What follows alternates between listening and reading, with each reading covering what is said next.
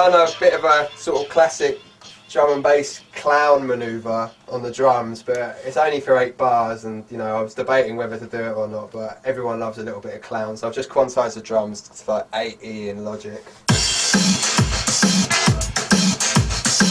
Yeah, so kind of sort of, it breaks the pace up a little bit and kind of gives a different step for a while, getting ready for a build-up. And what I've done for the build-up is taken one of the original samples, which is this stab sample here, and I basically looped it up by just as audio, really. Logic's got this really handy function that you can just like you can loop MIDI, you can loop audio like that, or you can kind of, you can drag it just from the top like that and it just loops. Really good for just sort of quickly glitching things up. So if I take off the effects, so you can just sort of see what's happening here. It's looping at 1 speed there.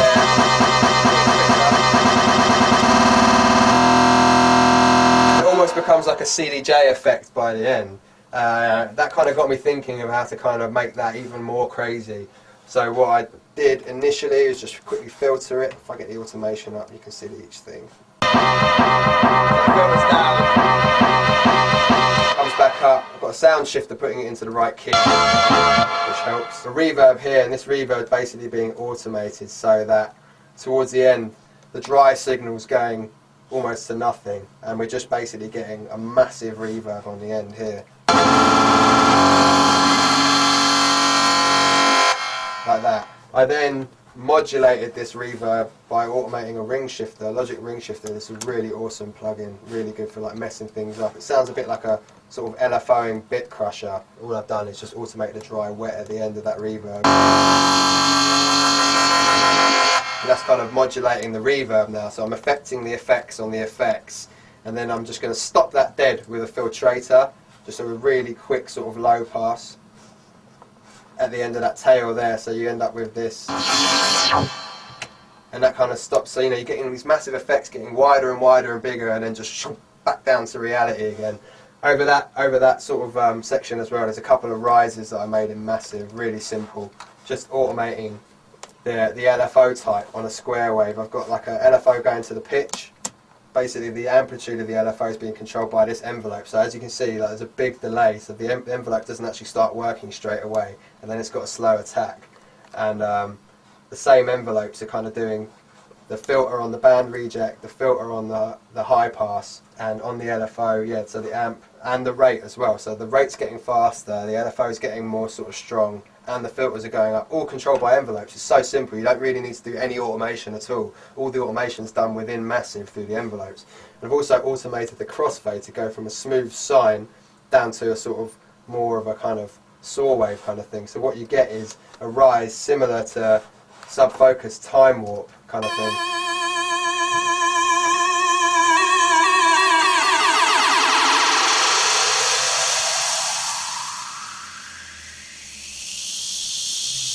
And there's no automation there, so that's the beauty of Massive. You know, you can kind of just sort of do everything in there, and there's hardly any sort of plugins on there. Everything's done with the effects and within Massive. So after that bridge, the tune needed something else to sort of take it to the next level, and I'm a big fan of like squeaky, squelchy, acidy kind of sounds, and a lot of people ask me how I get that sort of sound. So I'll just play you this next 16. You can hear the synths going on, and then I will explain a little bit about how I got them sounding like that.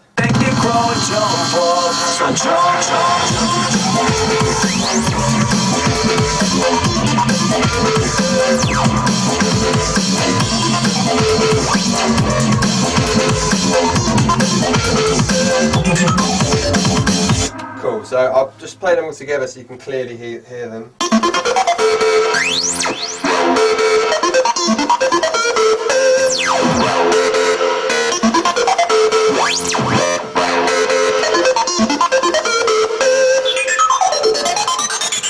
Cool. The main one, the kind of really kind of weird, the one with the really weird notation, was an accident, well, a kind of accident in Massive that I stumbled across, and I'll just go into this now. I knew I wanted to make a synth line like that, but I didn't really know sort of how to start it. So the first thing I thought was, well, I need to find some waveforms which quite rich harmonically, So I went through the list and I came across D throat and bender. So if we listen to D throat without any kind of effects on it,